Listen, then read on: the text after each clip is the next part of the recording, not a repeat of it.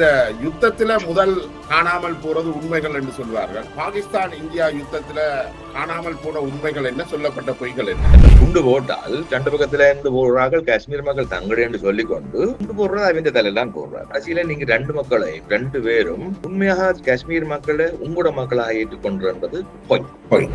பிராந்திய போலீஸ்காரனா தன்னை காட்டிக்கொள்றதுக்காகத்தான் இந்தியா ஒரு வலிந்த தாக்குதலை நடத்தி இருக்கா. இதுல மனுஷன் கையில போல் இருக்கே, அவன் அடிக்க அடிப்பான், சில பிள்ளையாம அடிப்பான். அது போற இது குரங்கின் கையில போல் இருக்கண்டா.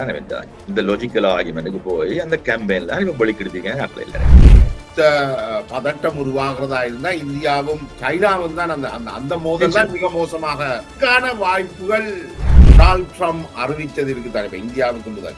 இது அமெரிக்காவுக்கு எந்த பங்குமே இருக்கு இல்லையா, அல்லது இவைகளுடைய ஒப்பந்தத்தை மீறி டொனால்ட் ட்ரம்ப் அந்த சமாதானத்தை முதலே அறிவிச்சுட்டார்.